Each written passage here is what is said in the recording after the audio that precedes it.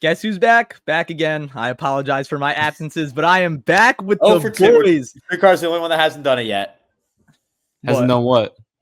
Slept through a podcast. Yeah, because I'm him. I'm a vamp. I'm different. Wait, are we keeping this? I'm confused. Yeah. We are. Yeah, go. We had a. Oh, for those who are watching right now, we had a botched intro that I was saying we should keep in the video, but they didn't want to do it. It was basically Sam just looking in the camera doing this, but I didn't think it was that bad. I got a little zesty. This isn't even that bad either. All right, well, I guess I did not get the memo to keep going, but I'm back in the war room with the boys. I'm glad to be back, joined by Sam Corcoran and Shrikar Rajendran. I'm Chris Stroyer. And we have a very interesting card going on in Perth, Australia this weekend, headlined by hometown favorite Carlos Ulberg fighting DOMINICK the Devastator Reyes, trying to get back to championship gold or, have his championship aspirations realized for once. But it'll be a very interesting card. To be completely honest, I do not think this is a great card. It might be a little bit of a hot take, but I kind of want to hear what you guys think, because I just think there's 14 fights on this card. I believe 14. 14.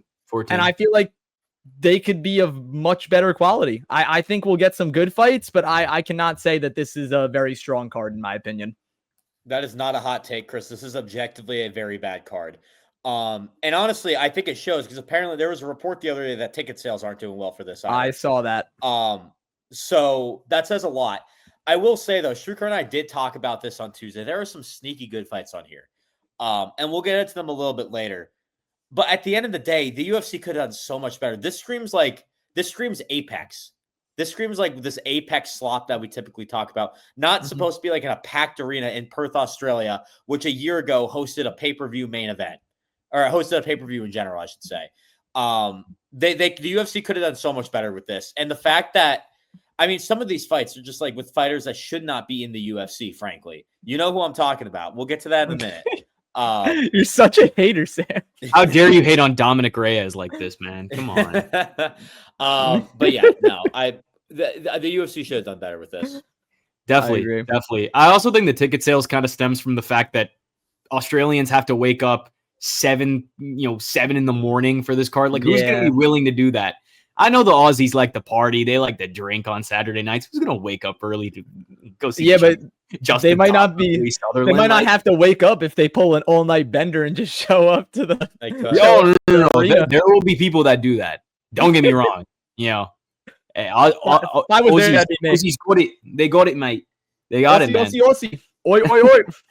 But in terms of the card itself, definitely, yes, some sneaky bangers, but not to the point where I'm like, oh, wow, I have to see this or I have to see that.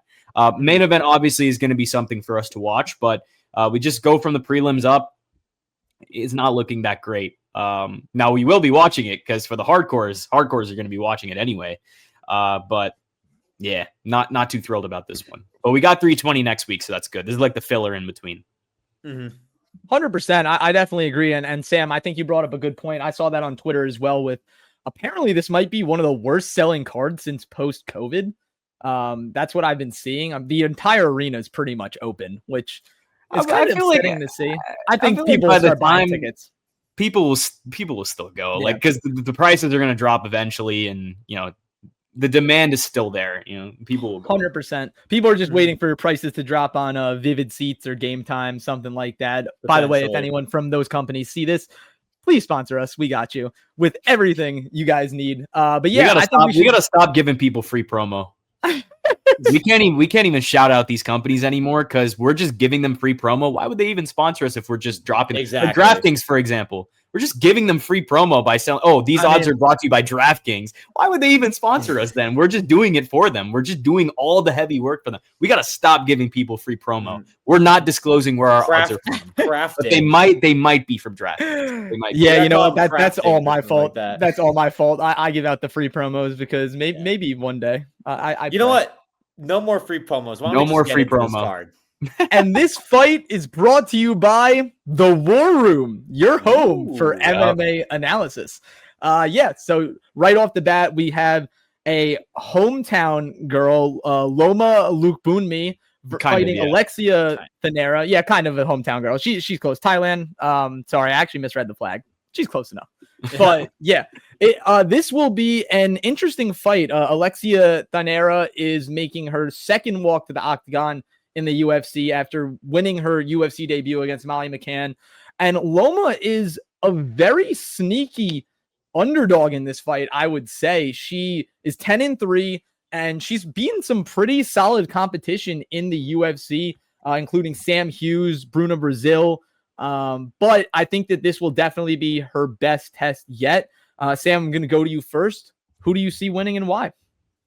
Yeah, this is a tough one to predict. You look at the odds on this have Thainara as the heavy favorite, and I think that's just because she's so good on the ground. But Loma Lookboonmee is also fantastic on the ground, more for defense. It's going to be it comes down to offense versus defense. Who's going to be the better attacker? Who's going to defend themselves better? I think Thainara might be a little too much for Loma Lookboonmee, and I think she does get the submission win. I don't see this going to decision for Thainara. The way I see this is it's going to be Lookboonmee by decision, or it's going to be Thainara by submission. And those are the only two ways I see this fight going. So give me Thainara by submission. I think at the end of the day, the offense just tires Lookboonmee out, and I think this is where the submission comes in. And it's a tough matchup. And this is not to discredit Loma at all, because I think she's a great fighter. I just don't love this matchup. I think if she was fighting someone who wasn't as good on the ground as Thainara is, I think it could be going the other way. So the streets want to see parity, huh? All right. I'm standing firm. Give me Loma Lookboonmee. I'll take it. Plus 200. Thainara's size is the worry, sure. But she beat Molly McCann. And let's be honest, Molly cannot stop a takedown to save her life. Loma can. Loma is quicker. And I think she's really underrated, honestly. I think her two losses are to Angela Hill and I'm forgetting who was the second name. Lupi Godinez. Yeah, Lupi. Those are good losses. Good losses. Really good losses. And I think she could handle Thainara here too. So I think Loma wins by decision. The speed is going to be there. I think she's a very clean striker. Give me Loma at dog money. Ooh, I love being the decider off rip. I think this is going to be a very close fight. And I think for Loma, the reason she's such a big underdog, she always gets overlooked because she is one of the smallest fighters in the UFC. Like if they made an atomweight division, and we've had this conversation a few times, like Tabitha Ritchie, I think Loma would be great in an atomweight division. She's 5'1", and I think that this is just a little too much for her, but she surprises time and time again. She's a great dog. She's always she's always surpassing people's expectations. But I think the size disadvantage here will be the problem. Thainara is 3 inches taller, 6-inch reach advantage. Loma, she typically goes up against strikers who really don't have a wrestling threat that, which allows her to use her wrestling. And she's a very good wrestler. Don't get me wrong. I just think Thainara is a very solid all-around fighter. She's a very good striker.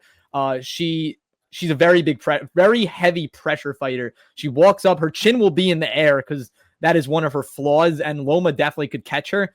But I just think the pressure, and if she gets hands on her, I don't see Loma really getting out of it, especially if Thainara is able to land on top. I think the size is just going to be a little too much. Sam, I actually have her by submission as well. I don't see this one going the distance.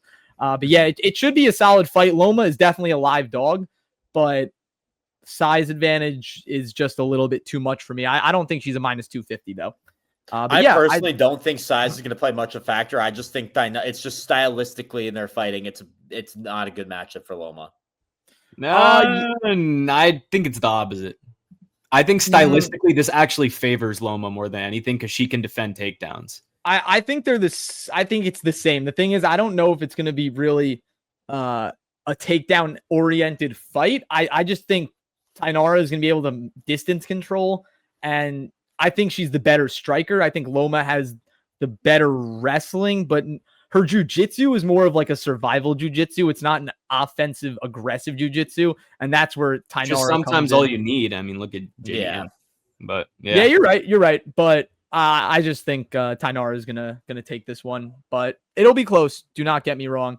The next fight features this one is a hometown fighter, Brando Perićić fighting Elisha Ellison. This fight was actually supposed to be on Dana White's Contender Series about a month ago, and then it got moved to this card. Not sure why, maybe because of Perićić. I don't want to spew false information. That was kind of just the first thought that came to my head. But yeah, I mean, if you don't really watch UFC, you probably have no idea who these guys are. Before I did some research, I had no idea who these guys are. So I'm not going to sit here and act like I am a know-all be-all for MMA. But this looks like a very interesting stylistic matchup. Shrikar, I'm going to come to you first. Who do you have winning this? Yeah, I did my tape study. I'm going with Perićić here. Dude has clean stand-up and honestly just looks like he belongs. He's got that city kickboxing pedigree, and you know what that means. Basically, he's going to be a sharp striker who knows how to stuff takedowns. And even in his only loss, he was cracking his opponent before getting caught in a sub. So it's not like he folded under pressure. There's so many pauses you could use for MMA. Sorry, it was too open. I had to. Yeah, he was definitely smashing, banging his opponent on top. Ellison, on the other hand, I just haven't been impressed. He's got some speed for a heavyweight. Definitely throws awkward shots, but I don't think the defense is there. His chin's already been tested and didn't exactly pass with flying colors.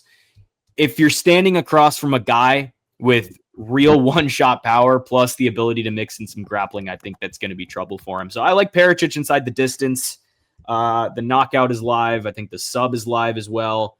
But either way, I don't think this goes long. I'm leaning under 1.5 rounds. I think Perićić gets it done. And I think he plants himself on the map as a real heavyweight prospect to watch out of that Australia, New Zealand pipeline. So yeah, I'll say Perićić by knockout. I think that'll be the official pick, but I think he'll get it done in front of the home crowd. So before I get into my pick, I just want to take a second and just acknowledge these nicknames because they are fire. You have Snack Panther Elijah Ellison versus Brando the Balkan Bear Perićić. That's pretty cool. Fire. Hard. But like you said, Shrikar, I also have Perićić by knockout here. This fight will go to a knockout. I will just put that right out there. This is going to a knockout. I just think Perićić is a little more well-rounded from what I've seen. I did not do tape study, but just like reading about some of the guys he's fought, learning about them, I think Perićić just is a little more well-rounded. I think his loss, I think he's learned from that loss, which was 2 fights ago. He from what it seems like, he just looks a lot better. I don't know much about these guys, but I'm going Perićić by knockout here. So under 1.5 is -230, and Perićić by knockout pays out -145. So I'd take the Perićić by knockout. I'm going to try and find Perićić by finish. Perićić by sub is +900. So if you want like a very sneaky, and Perićić does have a submission on his record. He's got grappling. Say. Yeah. Yes. Yeah. I think it's going to make a clean sweep for the War Room. I also have Perićić by KO. I think it's going to be under 1.5 rounds as well. I'm on that side with Shrikar. But yeah, I just think it was interesting that this fight was moved. But yeah, Perićić out of city kickboxing. Ellison isn't bad. He has good, powerful wrestling and can do damage on the ground, maybe lock up a sub. But on his feet, he's just over aggressive with some of his counters that I think Perićić, who has a lot of combat sport experience, like just go check this guy's. I don't even know if it's on Tapology, but he's been kickboxing and involved in combat sports for a very long time. And it's actually interesting to see. I think he has like a documentary crew that follows him around and records almost everything that happens in his life. So I don't know who is funding all of this, but clearly people believe in him because he's 4-1 and he's 31. So he has some high expectations from the people behind him. But yeah, I think that this is just a very good spot for him to make his statement in the UFC. Also, something to note, very interesting. The betting line has done a complete 180. Ellison opened at -210, and now Perićić is sitting at -210. So that is something very important to note. And I'm not siding with him because of that, but that's a very good reason to side with him. So Perićić by knockout, clean sweep in the Before we move on, I just want to say one thing about Perićić's loss. Or sorry, his submission win, I should say. The guy he submitted, his name is Kevin Fitial, who has lost 10 of his last 11 fights, dating back to his last one was in 2017. Has lost 10 of his last 11 fights, and one of those losses is to my guy. Who can guess it? Junior Tafa. Tafa? Yes, sir. Yes, sir. So that Gotta is love the it, man. definition of booty. Are you switching your pick based I will on point that? that out there. I know he has a submission. That's not to credit Perićić, but Okay. the guy he submitted, man. Yeah, I think it'll be a banger, though. I think it's going to end in a brutal finish, in my opinion. But we move on to the next fight, a women's bantamweight fight between PFL newcomer Michelle Montague facing off against, I would say, grizzled UFC vet Luana Carolina. I'm going to go first on this one. And I love the hype around Michelle Montague, and I think it's pretty well deserved. She's making the trek from the PFL to make her debut, which is, a little bit scary seeing how other promotions have stacked up against UFC caliber talent. However, she's massive. She's 5'9", a world-class grappler. She kind of bum rushes in with solid striking, but the threat of her takedown and her grappling abilities is just so much. It's almost unbearable for some of these fighters. But I just don't feel comfortable laying money on her as a 2-1 favorite in the UFC against someone who I just described as a grizzled UFC vet in Luana Carolina. So give me Luana Carolina by decision. I think that we're going to see that there's levels to this fight game and see a mini fraud check. I mean, she's 6-0, but I think that this is going to be a very big, realization for Michelle Montague in her MMA journey. I think Carolina is very solid. She has great Muay Thai, a consistent jab. She's effective at closing the distance. 74% takedown defense, which is very important against someone who's a good grappler. Obviously, great grappling negates great grappling defense, but I think her fast pace, good chin, it's going to show that there's levels to this fight game. And also Montague is a featherweight by trade, so she's moving down and Luana Carolina is moving up. So I think that I'd rather be taking the fighter that's moving up than a fighter that's moving down. They never know how a weight cut's going to be, especially for someone that's, in the bigger size of women's MMA. Also, Michelle Montague is 6-0. Her opponent's record that she's faced, they are 12-8 combined. So not fighting great caliber of opponents in the PFL. I think that this is going to be a very good spot for Luana Carolina to get back, even though I believe she just won. She outstruck her opponent by a lot. I think it was Estela Nunes. I will check that, but yeah, give me Luana Carolina by decision. Sam? Go ahead, Streetcar. All right. Yeah, I'm also going with Luana Carolina here. Montague's record, you look at all the subs and you're like, oh, yeah, it looks cool. I watched the tape, man. Her striking is so bad. Yeah, it's a bum rush. It's literally a blitz. It's so bad. And now she's cutting to 135 for the first time. Carolina's bigger, more composed, and she's been fighting tougher girls. I think she weathers an early scare and then takes over. Give me Carolina by decision, maybe even a late TKO. I wouldn't rule that out. But yeah, we saw this situation play out at Noche with Pereira and Rondon. And obviously it's sided towards the vet. I got to go with the vet here too.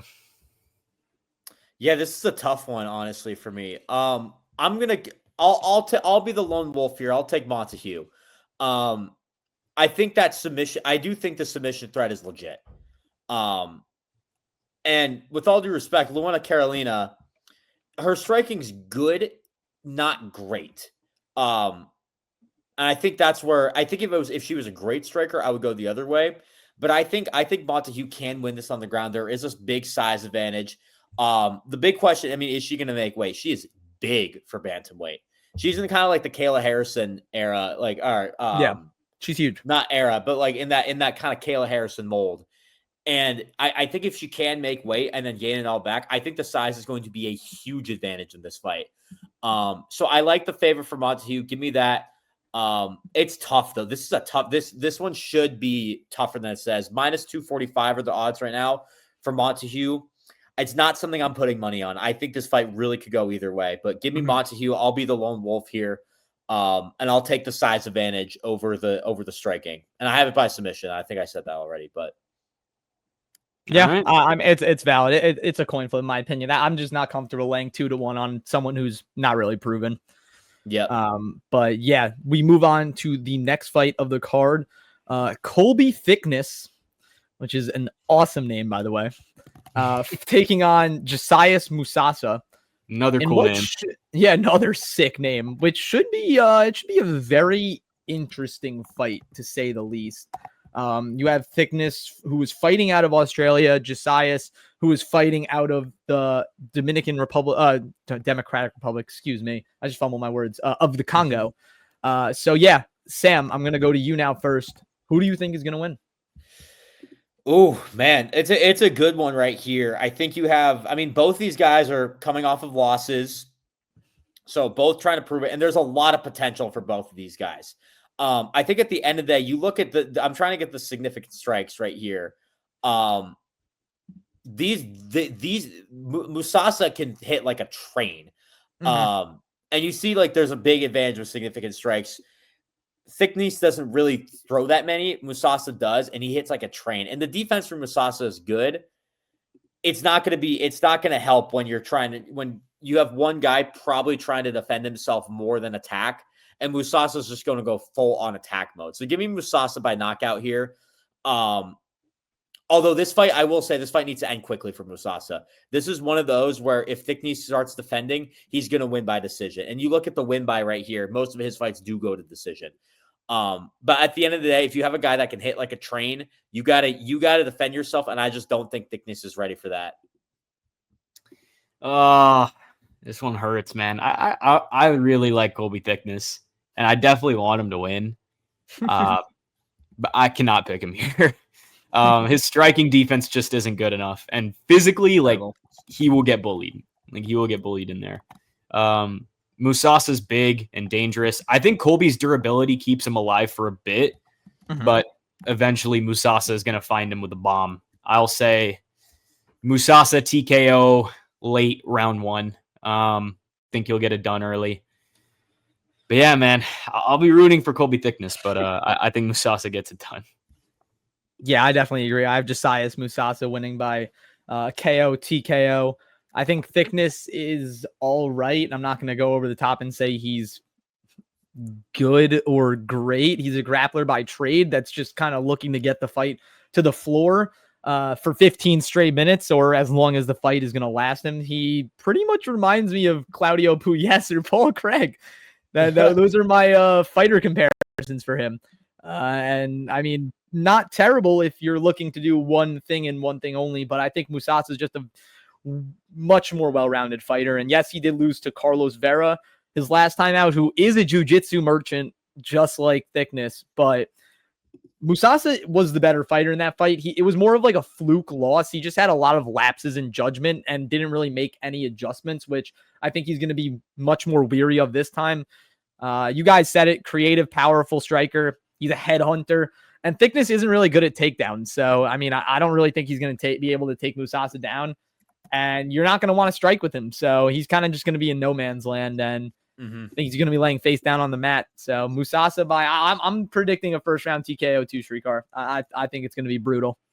Yeah. I don't think this is going to go round 1. This is going to be a quick one, unless Thicknesse can defend himself. That's the thing. If he can defend himself, Musasa's in trouble. Yeah, and we move on to the next fight with someone else who really can't defend himself in much of the times he's fighting. Jamie Mullarkey versus Rolando Bedoya. In my opinion, this is not a great fight. I think that if I could pick no one to win, I would. But since we're picking for the purpose of our graphic and for the viewers at home, I will be making a pick. But I'm not going to do it first. I'm going to let Shrikar take it away. Shrikar, who do you think is going to win this? I would bleep it out, but that's too much editing work. You know what I'm talking about. Bro set it up and then just threw it to me. Little give and go, like, stop it and Malone. Jamie Mullarkey. One of those guys who always keeps it entertaining, but also always keeps you nervous if you're picking him. He's had highs. He's had lows. And lately, he's been on the rough end of knockouts. But he's fighting at home in Australia, and that's a big deal. Rolando Bedoya, on the other side, was hyped once upon a time. Then he kind of got exposed, outpointed by guys like Jai Herbert and Song Keenan. He's scrappy, sure, but a little too wild, and I don't think his power translates the way it needs to at this level. Mullarkey's got the straighter shots, and he can mix in some takedowns if he wants to. My big concern is his chin. If he gets clipped, all bets are off. But skill for skill, I lean Mullarkey at home with the full camp after taking a year off to reset after the Mauricio Hufi fight. I think he puts it together. I'll say he wins a decision, but wouldn't be surprised if he lands something big too. But I'll go Jamie Mullarkey by decision. Yeah, this is tough for me. I mean, by the way, fun fact about Mullarkey, he gets to his first UFC loss was 2, or first MMA loss was 2. Junior Tafa. No, Alexander Volkanovski. His first loss came at the hands of Volkanovski. It's kind of crazy to think how both of their careers have panned out. Man, I'm not gonna lie. I've been leaning Mullarkey all day, but I think I'm gonna flip to Bedoya just because of Mullarkey's chin. I honestly think, and Bedoya is not really a knockout artist. That's the thing. Mind you, on stream, we brought this fight up, and Sam said, "Who is Rolando Bedoya?" That is true. That is true. I've learned more and more about it. Like I've done my. This shows I've done my research. Type. Yeah. Because I mean, he hasn't proven anything at the UFC, but I think he can. Sorry. No, it's funny. No, keep laughing, dude. It's funny. I mean, it is a pick'em. Like it's literally a pick'em. Okay. I mean, dude, Rolando Bedoya is not good, so it's okay.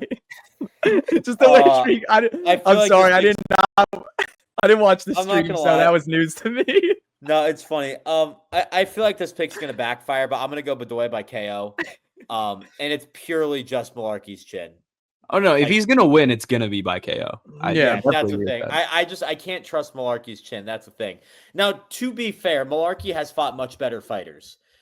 He's fought Mauricio Hufi, Nasrat Haqparast, Mohamed Naimov, Jalen Turner, Fares Ziam, Alexander Volkanovski. Yeah, like, dude, he has a crazy strength of schedule. He does have a crazy strength of schedule. With that being said, I know Bedoya did have hype, and this is his last chance in the UFC. Yeah, I think he knows what he has. I feel like if you're going to this fight, you know what you have to do, and you're fighting a guy who can easily be knocked out. I think he does it this time, but I do not feel that both the picks I've had that which I think this could be a lone wolf pick. We'll see what happens, but 2 of the 3 picks I've differed from Streetcar with today have been the not confident predictions. I got to be honest with y'all, but give me Bedoya by KO. Yeah, no, this is not going to be a great fight. It's going to be a very gritty fight. And I personally think that the loser gets cut. I agree. I think Jamie Mullarkey, I love Jamie Mullarkey. He does put on fun fights, whether he's, winning or getting knocked out. I think it's about time where the UFC kind of maybe has to step in and say, all right, look, this is your last straw. But Bedoya, if Bedoya loses, he is out. There's no way you can go 0-4 and still be in the UFC. So yeah, I mean, with that being said, Sam, I think you're right that Bedoya is really going to have to step up and realize or have awareness of the moment, especially in his career of, wow, all right, I might be out of the UFC if I lose this fight. And Jamie Mullarkey literally has a negative chin, if that's possible. He has no chin. It's gone with the wind, but Bedoya has pillows for hands. He might land 7 significant strikes per minute, but dude has no power whatsoever. Yeah. And I just think that Jamie Mullarkey, his chin might not be reliable, but his fight IQ is reliable. So I think that Mullarkey is just the better fighter. He's going to, be able to work in takedowns like Shrikar said. He's a jack of all trades, master of none. And I think that he will grind his way to a decision victory. He might be very bloody by the end of it, but I think he's still going to be standing. And I just don't feel comfortable taking any of these guys. It's literally a coin flip. You could, if for the viewers at home, you could make Jamie Mullarkey heads and Bedoya tails and whatever it lands on to be a good bet. So I honestly thought about doing that. I'm not gonna lie. Like I said, if I could bet on no one, if I could pick no one, I would. I mean, when you have Jamie Featherchin Mullarkey, I'm betting draw on Saturday. When you I was about to say you could technically just pick no one and take the draw. I will bet draw. No, but that would have been fun. When you pick very close. When you have Jamie Featherchin Mullarkey and Rolando Bedoya, it's like who. Yeah, seriously. Yeah, no, it's gonna be a interesting fight, but I'm just gonna take the more proven and veteran fighter in Mullarkey with this one. But we're gonna move on to something that might be a sneaky banger: Jonathan Micallef versus Oban Elliott. Micallef fighting out of Australia. Oban Elliott making the trek from the UK to Australia to take on Welsh gangster. Yeah, the Welsh gangster. That is his nickname. To take on Micallef. I do not know his nickname, but we'll figure it out. The captain? Ooh. Captain. Captain. I wish I had a bottle of Captain Morgan in my hand so I can go Captain to Jonathan Micallef. But yes, this will be an interesting fight. I'm going to go first. I think that Oban is not a bad fighter. I was really high on him when he came into the UFC. He's kind of stalled out slightly, but I haven't lost hope in him. I mean, he's won every fight in the UFC so far, except for his last fight against Suk Young Ho. Thank you, bro. Ko. That was bad. I'm sorry, Ko. I did not mean to do that to you. Yeah. But yeah, I mean, he just straight up got dominated in that fight. He got taken down 6 times. And then he really felt Ko's power on the feet, which made him a lot more hesitant to really do anything, which let Ko, do pretty much whatever he wanted to him in every facet of fighting. But yeah, I think Micallef he's a solid striker and a very good wrestler. He's not the most threatening, but he can take control of the fight pretty much wherever it goes. I don't think it's going to be a blowout, though. I think Oban and Micallef are really going to go at it. I could see it being a 29-28 decision. But I just think Micallef is the better all-around fighter that can exploit Oban's gaps in the wrestling/grappling area. So I'm going to take Micallef by decision. Another close fight, but yeah, that last performance by Oban, getting taken down 6 times and pretty much dominated, just I can't pick him after that against someone who can actually do that to him again. Yeah, I mean, it's close, I think, for me. This fight, I think, will go to decision, and I do think this is going to be a great fight. I think this is one of the fights I remember Shurka and I were talking. This is one of the sneaky.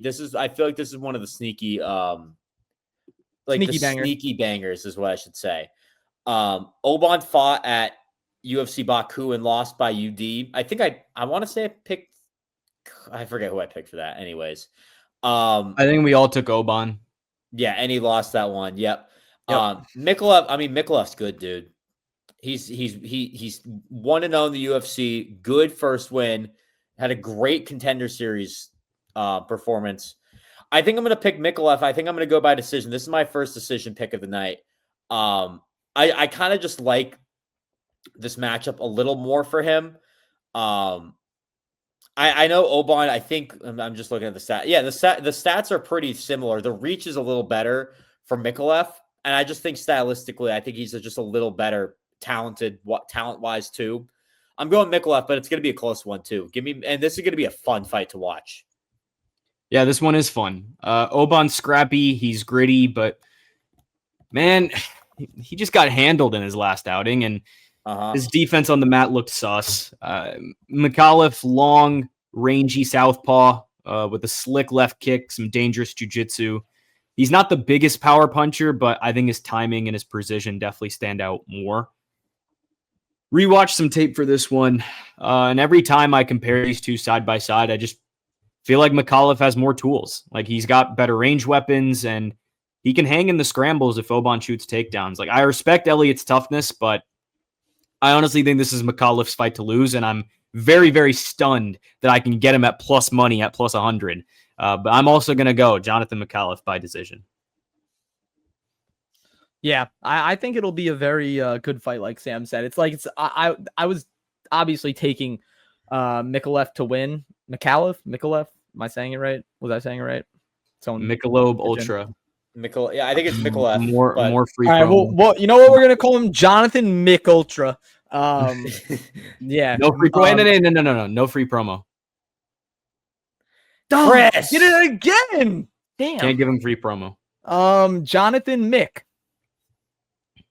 Donald's. That's still free promo. No, Rob. not again. All right, I just need to shut up. I just need to shut up. Anyways, we're all picking Jonathan. Jonathan.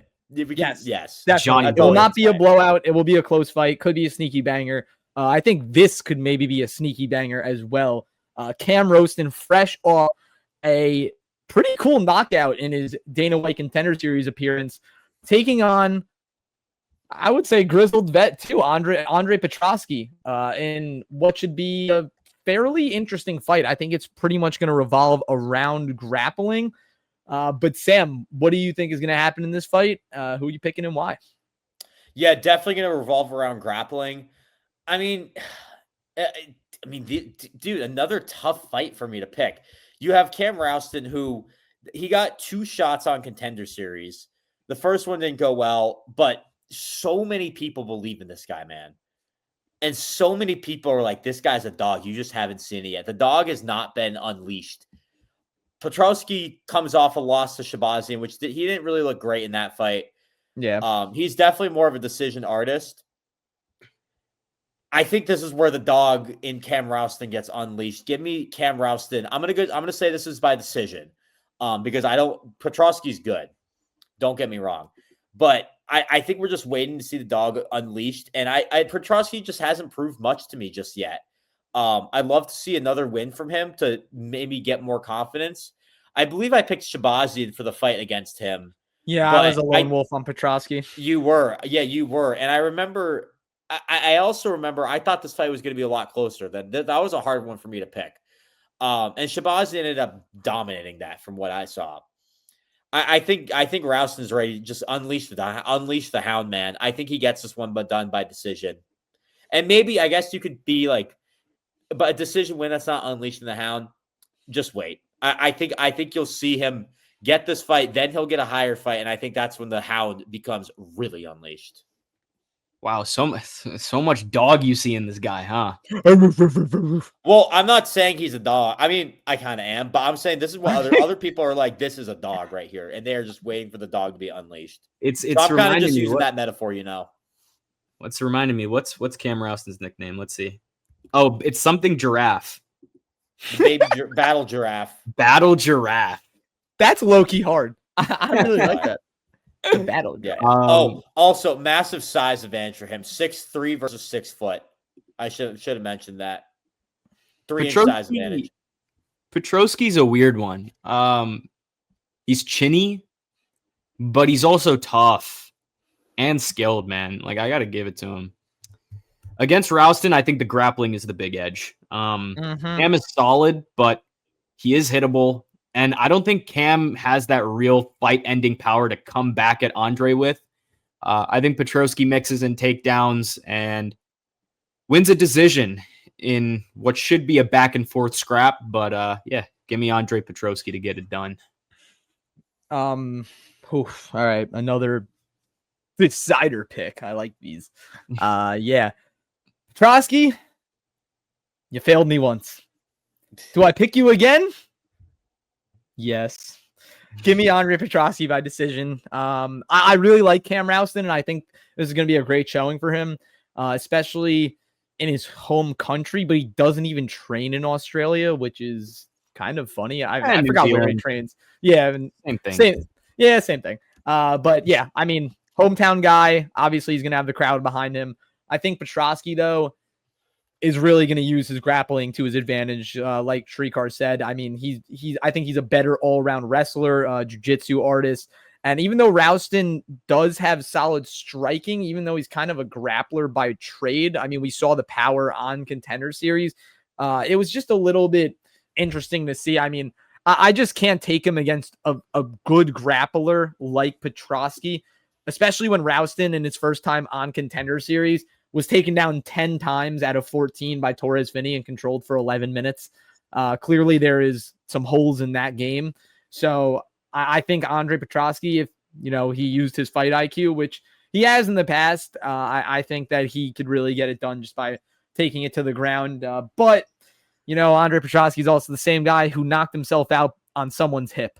So yeah, this will be very, very interesting to see. But I'm going to take Petroski in this one. I fool me once, shame on you. Fool me twice. Shame on me. I don't know what to do. Yeah, and shame fool on me. me. You can't get fooled again. Yeah, fool me one time, shame on you. First lone wolf for you, Chris, huh? No, Shrikar took Petroski. Oh wait, no, it's another lone wolf for me. Another one for you. So I have 1 and you have 3. I have 3. Yeah, damn, that's wild. I'm on a tear with these. Anyway, I don't know why that was so funny. I have 1, you have 3. It's good to if one person has 6 and the other has 7. You won't Yo, Sam, we were in sync with that. That was awesome. That was kind your of guys' brains are cooked. Oh, dude, it's beyond cooked. This one's a banger. This one's a banger. Yeah, this will be a banger. Your brains don't have your brains cooked for this. This is a fun one right here. Yeah. Navajo Sterling, another hometown guy, taking on Rodolfo, Oscar winner Bellato. Yeah, it should be interesting. I want to see Navajo get back on track, just because I feel like he's not living up to what his expectations were. Everyone said this guy's going to be legit. And I think he's good. Don't get me wrong. I'm not discrediting him at all. But he kind of was promoted as a world beater, and I haven't really seen that from him. Like, he has all the technical skills to do it. I just really want to see him get back on track. And I think he does it here. I think he's going to beat Bellato by knockout. I think this is the fight where he really makes a statement. Bellato is not bad. Do not get me wrong. He obviously in his last time out, if you guys were anywhere on MMA Twitter, he put on an Oscar-winning performance against Paul Craig. It was look, I was on the side of him actually getting knocked out, but when you react like 3 seconds after you actually get hit and then look at the ref before you fall, kind of a little interesting. But yeah, I think Navajo Sterling, this is where he gets back on track. And obviously he's 7-0, so he's already on track. But I want to see him really put in pedal to the metal. And I think this is where he does it. He's a very technical kickboxer. He has power. He just really needs to harness it and put together good combos. He doesn't really string together too many combinations, which I think I would love to see more of. And I think Bellato is someone that you can do that against. Obviously, Bellato is has a very good ground game, very good at jiu-jitsu. He's an all right striker, so he can kind of contend on the feet, but obviously he really wants to get it to the floor. He's solid. And I mean, Bellato, he does have 2 knockouts in the UFC, but that was against Ihor Peteria. And I don't even know who the other guy was. Talha, I've never heard of him in my life. And I know pretty much. Murtaza Talha, the guy who got knocked out by the next Sean O'Malley. Yeah.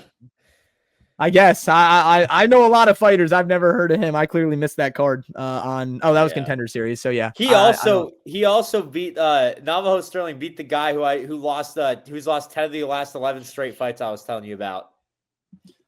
Navajo did? Navajo beat him. Yeah. Dude, good for Navajo. That's a solid win on his record. This is just the card of people that have killed that guy. What's his name again? Calvin Fitial. Just the Calvin killers, man. But yeah, I would love to see Navajo really get on track to being what people have expected him to be. And I think this is a fight where he can do that. So give me Navajo by KO TKO.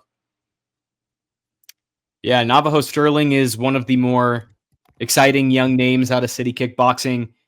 Crisp striker, fast hands, and I think he mixes in elbows beautifully. Rodolfo Bellato, literally a berserker. Like, he swings hammers. Tries to break you with pressure. Problem is, His defense is leaky. We've seen him rocked multiple times. And as you mentioned, Chris, even flopped in that weird Paul Craig fight. Against someone as clean as Sterling, that's trouble.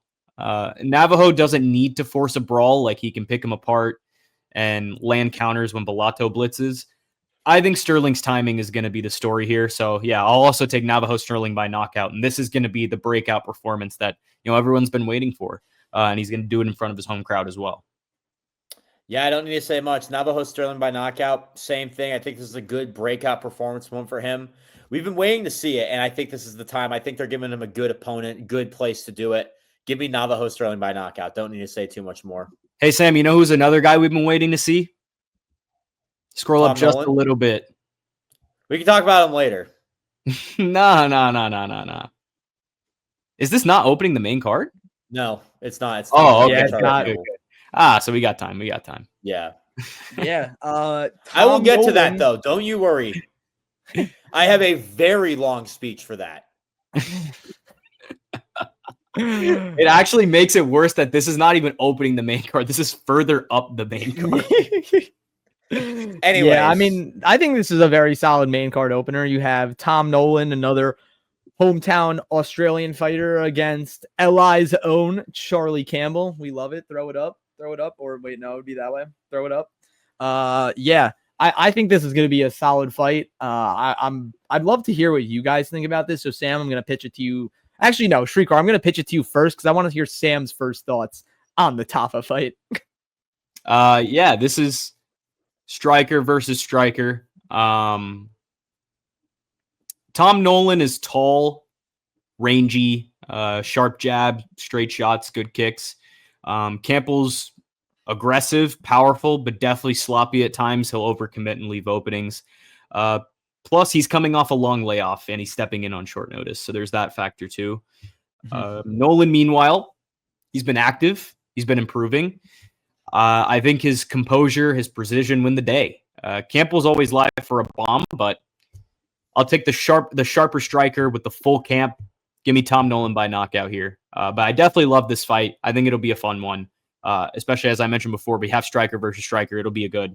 But yeah, Tom Nolan by knockout is the pick. Yeah, this is a good striker versus striker bout in general. It's really a coin flip for me. This one's just close, man. It's gonna be a knockout. At the end of the day, I think I'm just leaning the hometown guy. So I'm gonna go Tom Nolan by knockout. I like what I've seen a little bit more out of him. Just a little more active, in my opinion, from what I've seen. I think that activity's helping out a little bit. So give me Tom Nolan by knockout, but it's gonna be a close one. Yeah, no, I really think Tom Nolan's going to win this fight, but I'm not picking him. I have to support Long Island. Let's go, Charlie Campbell. Nice. You got it, bro. First lone wolf for you.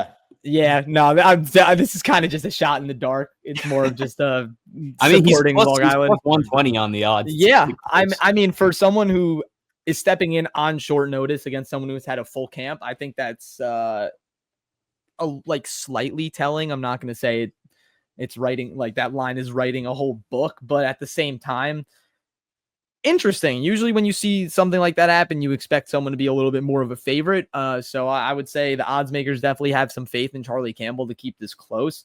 And I mean, Tom Nolan, he will dictate the striking. He has a very good kicking game. And obviously, like you said, he has a full camp, but I think Charlie Campbell, he's been very poised in his first 2 UFC fights. I mean, other than his crazy knockout loss against Chris Duncan, he was beating Chris Duncan up and down the block. Like, this guy has the tools to be a great fighter. Obviously it's a short camp, so I can't say this pick with the utmost confidence, but I think that Charlie Campbell is not a bad play. So I'm going to support the hometown. My hometown, not my hometown. He's a little, he's a couple towns away. You're supporting the Long Islander, not the hometown for the fans. Yeah, not the hometown for the fans. The hometown for Chris. Yeah, but yeah, it'll be a good fight though. I mean, I think Tom Nolan should win, but I like the plus money on Campbell. And now we move to the fight of the century.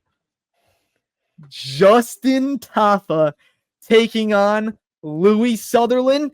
And now, ladies and gentlemen, MMA War Room viewers, I present the best speech you're ever going to hear. Sam Corcoran, ladies and gentlemen. This fight deserves no more than 6 seconds of my time. Justin Tafa gets knocked out. Louis Sutherland wins, and Justin Tafa gets cut. Hey, there it is. There it is. Round of applause. Round of applause. Round of applause. Dude, that was awesome.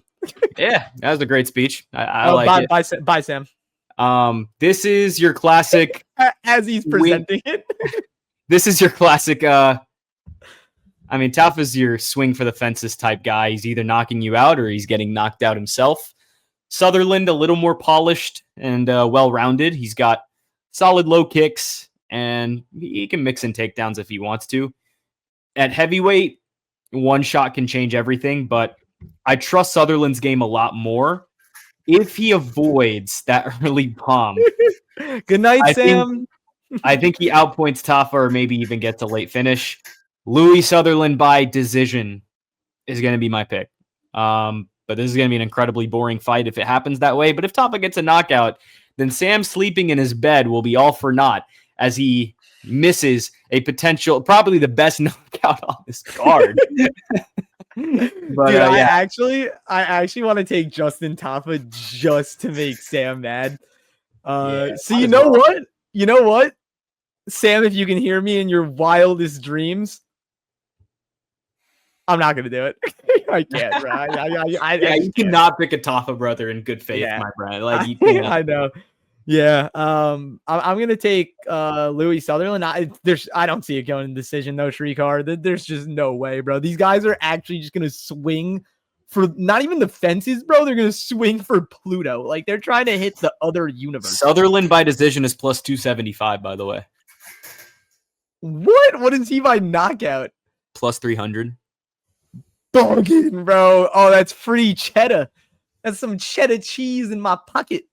Yeah, no. Whew. All right. I'll just take Louis Sutherland straight up. I hate doing prop bets for plus money fighters. That's like my one rule of thumb. I really only do method bets if you are, more than like a minus. Oh, hold on, Chris. We have some breaking news live on the MMA War Room. Oban Elliott. Now you got me to wake up. Oban Elliott is out of Saturday's fight. No. He is fallen ill. Oh, all right. Get better, Oban. He has what? He's fallen ill. He's sick. Damn, that was gonna be a close one. Yeah. Yeah. All right. The MMA War Room sends our regards to Oban Elliott. Yeah. I hope you feel better. That's I guess terrible. we'll keep the pick in there so you guys know who we would have taken in this scenario. Yeah. But yeah, it will not be edited out. Off. Wow, crazy breaking news! If only we were live. We've ever got mid recording. Yeah. Crazy. Yeah. That stinks, man. I was actually really looking forward to that fight. Is Micallef getting a replacement? Do we know? No, it's been canceled. It's canceled. Damn, that sucks. Yeah. All right. Well, all right. Welterweight. Who else is welterweight? I guess if like Rowston or Petrosky has to go out, then, maybe he'll be a backup for someone. Someone else drops out. Weight differential. Yeah. But the weightings are happening like right as we're recording this, so it's like, yeah. That's not good. All right. That sucks. Prayers up to Oban Elliott. MMA War Room hopes you feel better. That's very unfortunate. I can't believe that's what got Sam out of seat. Yes, that's what got Sam out of bed. It was wait, what? I said the fight doesn't deserve more than 6 seconds of my time. Yeah. He's a man of his word. He's a man of his word. To give it to him. But all right. I believe the house is on Louis Sutherland on Saturday. So we move up to the next fight.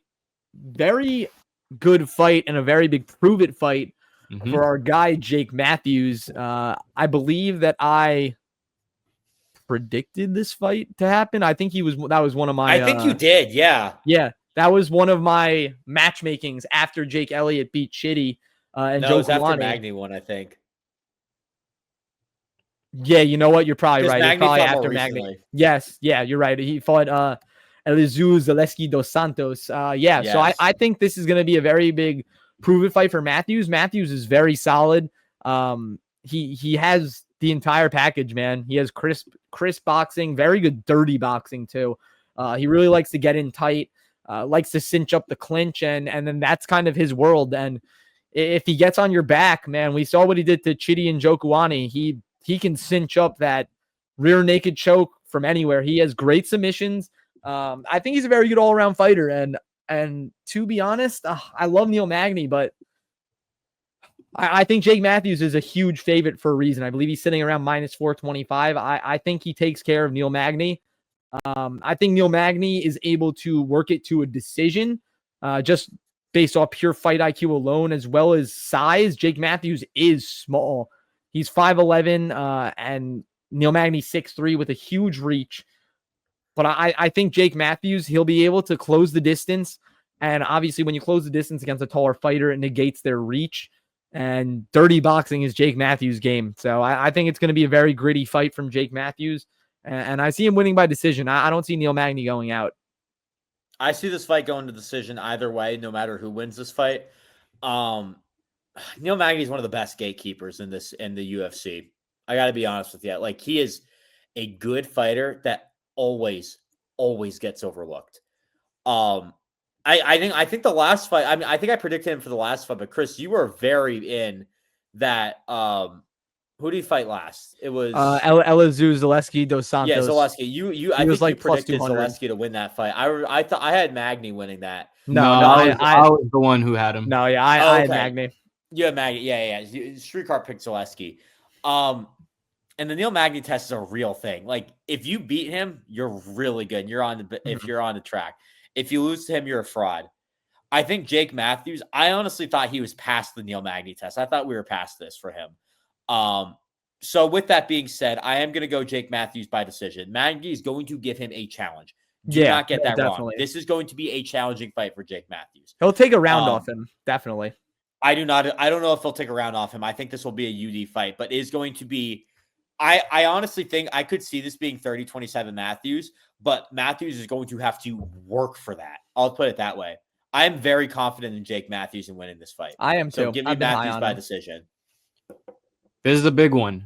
Jake Matthews at home in Australia, 3-fight win streak, looking sharp as ever. Magny, the vet, the spoiler, always tough, but I will say at 38 years old, he's slowing down. His clinch game and durability used to bail him out, but lately he's been getting hurt more often.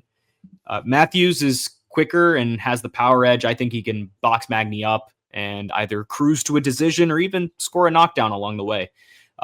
Magny's always tough to finish, but I trust the younger, fresher guy here, so I will also go Jake Matthews by decision. All right. Clean sweep from the War Room. It'll be a good fight, though. I suggest the audience tune in for that one, and you'll really get to see Jake Matthews start to really make a name for himself as inches way into those rankings, which will be rightfully deserved. But the next fight will also be a very good fight, in my opinion. There's going to be some hard hitting in this fight. Jack Jenkins versus Ramon Taveras. Jack Jenkins being a hometown guy again. Ramon Taveras, obviously hailing from the United States. Both guys coming off a loss. Who did I not go to first last time? Sam, did I go to you? You went to me first last time. Well, it was because I was talking about the other fight that I spent all my time on already. Oh, okay. All right. All right. Shrikar, it is on you, my brother. Violence written all over this one. Jenkins is technical and has legit finishing ability. Taveras is tough and moving up in weight, but I just think Jenkins has the sharper tools. At home with that Aussie crowd behind him, I think Jenkins lands something big. I'm going to predict a specific type of knockout. I'm going to say he's going to get high kick. It's going to be a head kick knockout. Head kick? Ooh. I was going to say we're going to see another leg kick TKO. Nah. But this one definitely screams action, you know? Yeah. But Jack Jenkins by knockout is the pick. Man, this is another... It like you said, Shrikar, this one screams violence. Two guys that, knockout artists. I think this one will go to knockout. I also have Jack Jenkins this one by knockout. I just think more skilled, more well-rounded. It's unfortunate. This is a good fight. I don't know if it's good enough to be the feature bout on this. And I wish it was a little lower. This is a good feature prelim, I feel like, on a normal card. But we'll see what happens. I hope this is a show, and I think Are you gonna say something, Shukar? I feel like on a Perth card, it's fine to put this on the main card. Yeah. Especially because Jack Jenkins is the hometown guy and the Aussie fans love him. But yeah, I guess on a normal card without circumstances, yeah, it wouldn't be on a main card. Valid. Yeah, I'll go Jack Jenkins this one by knockout, though. Yeah, I definitely agree. I think that the one thing to look out for, though, is Jack Jenkins has been submitted, I believe, in his last 2 fights. Let me double check that. I know in his last fight for sure he was submitted. No, he was not. He's been submitted twice in his career, though. But I think that something to look out for is Ramon Tavares has never been submitted, and he does have pretty good jiu-jitsu or not good. I would say solid, very solid jiu-jitsu, ground grappling game. But I think that he's not even going to be able to walk after this fight. Jack Jenkins' leg kicks are like taking a metal pole and smashing it against someone's leg. That dude has absolute chainsaws on his legs. The way he's just chopping, chop, chop, chop. It's like it's crazy. It's actually crazy. Every time I see someone take a leg kick from him, I literally flinch and I don't even want to watch it anymore. It's going to be like who just won by leg kicks in Cowboy Fernandez. Yes, Cowboy Fernandez. Sorry, I should have known. That just happened. Yeah, I think it's going to be something like that. But yeah, give me Jack Jenkins by KO TKO. No doubt in my mind about that. Actually, what are the odds on that? Let me. Jack Jenkins is the minus 285 favorite right now. Plus 240 to win by knockout. Ooh, that might be some good money. That's very good money. That might be some breadski. Free breadski. If you put $10 on everything, if you saw $28.50 on the floor, would you pick it up? I'd pick it up. Yeah. Yeah. I would. But yeah, so let's move on to the co-main event. Well, this would have been the featured bout, and the co-main event would have been the other Tafa brother. Yeah. I won't say his name because 3 seconds of my time. Yeah, I won't say his name because it's almost like saying Beetlejuice in front of Sam. He's gonna get send him right back to bed. Yeah, we're gonna send him right back to bed. Yeah. But yeah, in the light heavyweight division, Jimmy Crute versus Ivan Erslan. I'm gonna go first on this one. I'm back on the Jimmy Crute hype train. I was not, and then he was a huge favorite against Marcin Prachnio. Me and Sam both took Prachnio. Shrikar was like, "What are you guys doing?" Jimmy Crute's gonna win. He did. He won pretty easily. But yeah, I think Jimmy Crute's back. He had a very long layoff. The last time, he's fought twice this year. This would be his 3rd time. But before that, no, is it? Yeah, he fought in 312. Yeah. I believe he fought. He just had it was 2 years before that. Yeah, no, he fought Bellato, but before that, he was fighting like once a year, or I believe he fought. Or that was Menefield, right? He fought Menefield twice. Yeah, it was interesting, schedule for Jimmy Crute. But yeah, I think he's the better fighter in this. He has a very good all-around game, and I think he's gonna work his way back into the rankings, like he once was. I think Ivan Erslan is solid. He does have power, but I just think Jimmy Crute, he's gonna be able to navigate that. He is a cinder block as a chin, doesn't really crack often. But yeah, give me Jimmy Crute by knockout. I think he's gonna no, scratch that, submission. Jimmy Crute is a sub guy. I don't see him knocking him out. If anything, maybe a club and sub. But yeah, this is where it gets tricky. Jimmy Crute's got the grappling edge, no doubt. Slick submissions, heavy top game, but his chin, his gas tank, those are still real concerns. Erslan's clean boxer with knockout power, and if this turns into a striking match, he could catch Jimmy. That said, Crute at home with a clear path through wrestling and subs, I got to side with him. But it is a live bet sort of fight. I would say watch round 1. If Erslan stuffs the takedowns in round 1, the momentum will flip and he will win the fight. But assuming that doesn't happen, Jimmy Crute by submission. Yeah, I'm also going to go Jimmy Crute by submission, give him a clean sweep.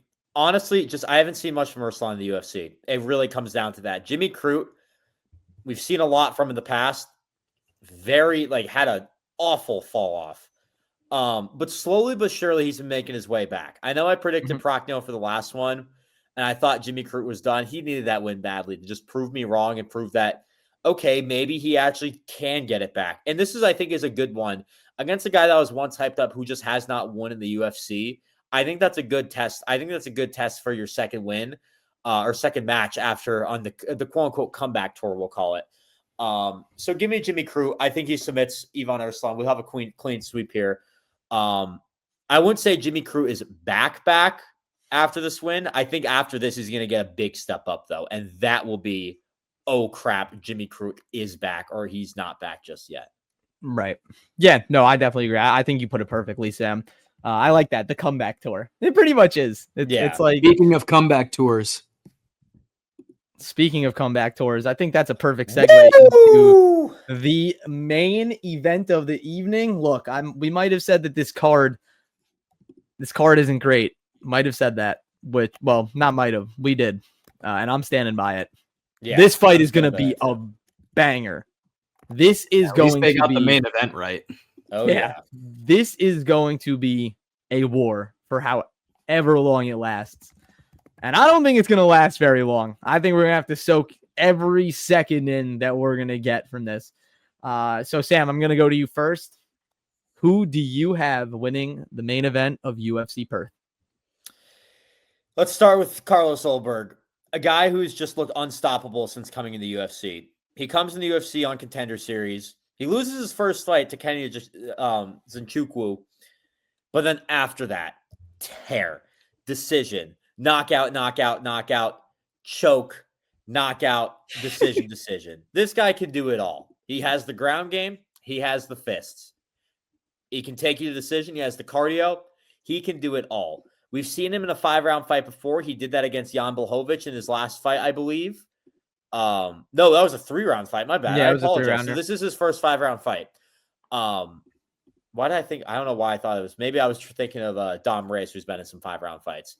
So I guess the cardio we'll have to see is the issue, but through 3 rounds has never really looked like a problem.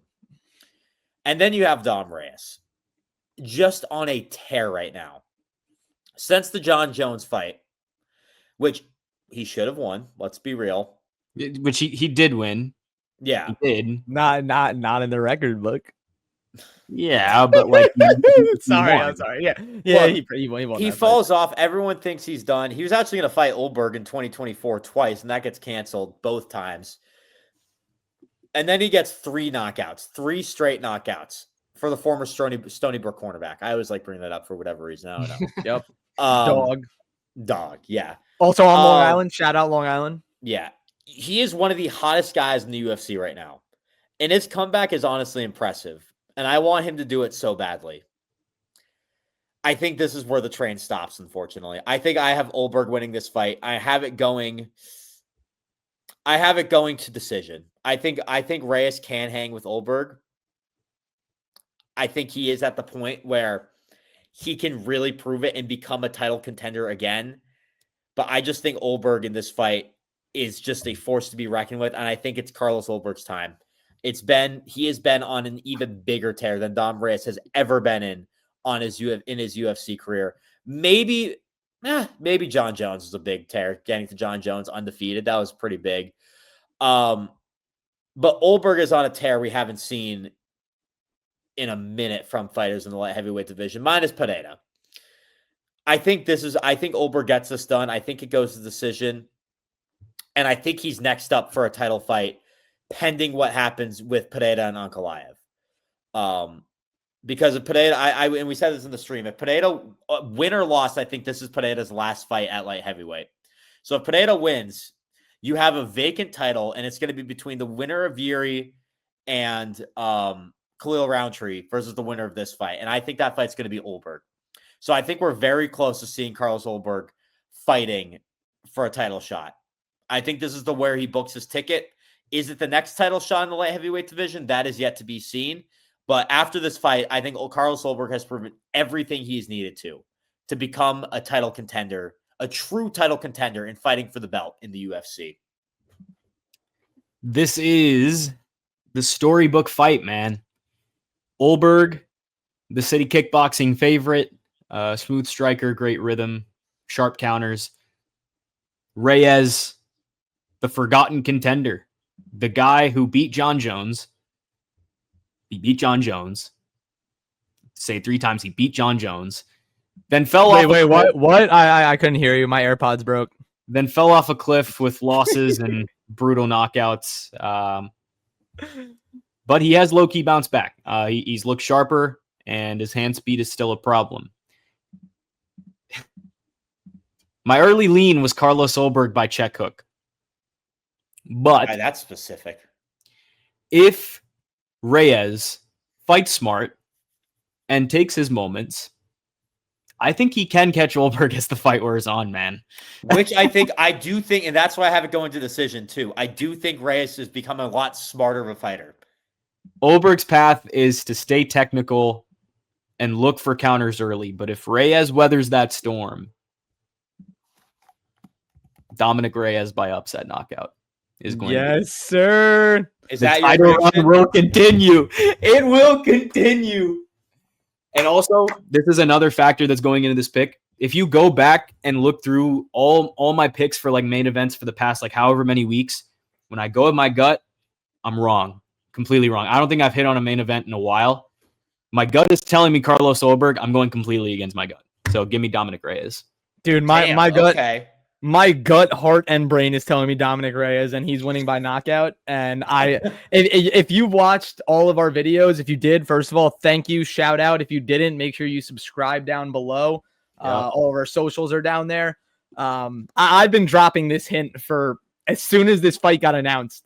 I believe we talked about it on that live stream when we recapped, or I guess live reacted to this fight being announced. I said Dom Reyes is going to win. I literally did. And that's the beauty of recording and doing these podcasts, is now there are video receipts. So no one can say, oh, I didn't believe you. You didn't say that. Yes, I did. Go check our live stream. Go back. Yeah, go check it. It's all there. I've been high on Dom Reyes ever since this comeback tour has started. I think he's finally got it back in his head that he got to the pinnacle against John Jones. He was robbed. You hear that, tree car? He was robbed. He won the fight. Robbed. Yeah, he did. He was robbed in broad daylight. And I think that took away his confidence a little bit. To be completely honest, I mean, he did everything he needed to do in that fight. And, you know, when you get a decision like that, it shakes you up a little bit mentally. And he carried that with him. He had a tragic fall off after that. Everyone thought that he was going to be out of the UFC. That was how bad it was. He took some time off. He came back, and he has been an absolute anvil on a nail.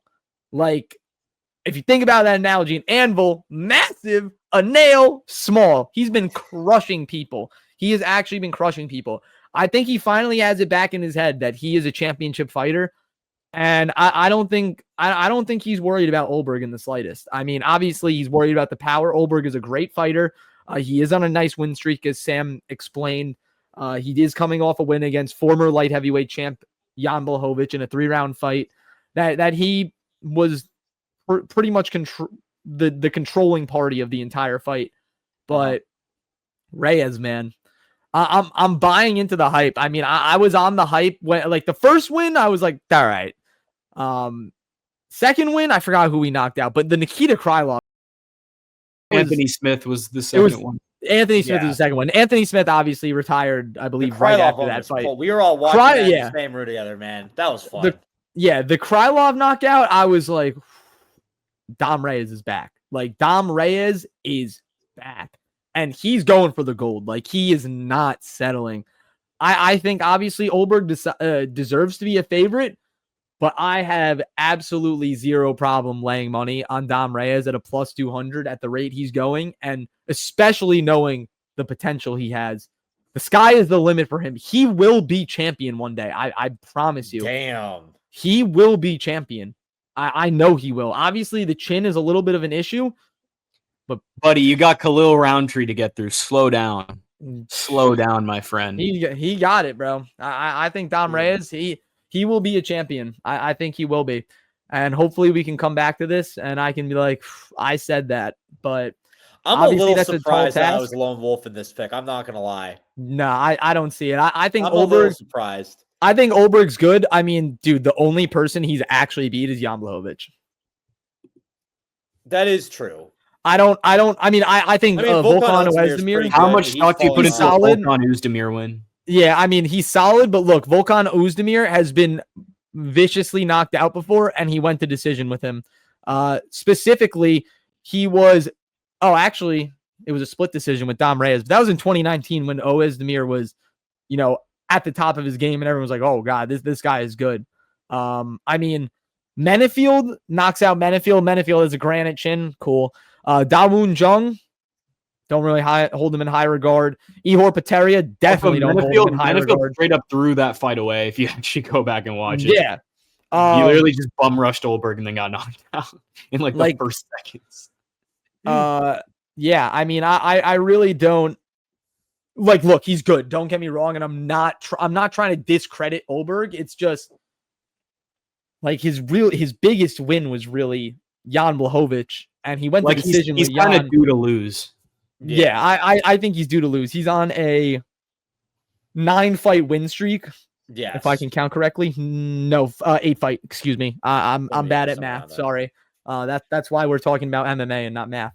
But yeah, I think this is Dom Reyes' time, and the Devastator is back. This is his moment where everyone goes, yo, this guy's getting the championship after this. Yeah, this is the oh crap moment of sorry I doubted you. Yeah. Sorry, I think here's the thing. I'm rooting for Dom Reyes in this fight. This is such a textbook story. Oh yeah, me too. That's why I literally picked him. So I don't have to root against someone I want. Also, and I do agree that I think Ulberg's going to lose. I personally think that if Ulberg wins this fight, I don't think he beats whoever it may be next. Ankalaev, Pereira, Roundtree, Yuri. I don't think he wins that next fight. I think Dom Reyes has a chance against some of those guys. Also, something that makes me much happier with taking Reyes. I was going to take him regardless of what betting splits say, handle bet percentage. 52% of the bets are on Carlos Ulberg. So a little more than half the bets are on him. Only 32% of the handle. 48% of bets are on Dominick Reyes. 68% of the handle. There's a lot of sharp money on Dom Reyes. So look, I'm a big follow the money guy. And if you want to go make picks purely off that, there you go. Dom Reyes is a plus 200 underdog with nearly 70% of bet money on him. Dom Reyes is plus 350 to win by knockout too. Bread. Honestly, well, like I said, I hate I hate doing method bets on fighters that are plus money because it just feels like, I got him at a good price already, so I don't want to chance it. Also, Sam, you had this fight going to decision. The over-under right now is set at 2.5, and under 2.5 is minus 154. So under the fight 2.5 is minus 154? Yeah. So it's close. So fight to go the distance is plus 300. Okay, I still think it's going to go decision. Yeah, no. I mean, definitely. I feel fairly confident about that. I don't see this going off. Yeah, I'm gonna disagree for with a 5-rounder. Yeah, I guess for a 5-rounder maybe, but I'm still gonna go decision. Someone is laying face down on the face or back down on the canvas. Gonna get slumped. Mm-hmm. But regardless, gonna be a great fight. Do you guys have any closing remarks for this rendition of the MMA War Room podcast? We got a banger main event. Rest of the card, I wish the UFC did better. This is a fine, I guess it's an okay filler before the big party in Vegas, UFC 320. And they have a great main event, banger main event. But I wish there was a little more. I think that's all I have to say. I'm a little disappointed with this card, but I will be watching still.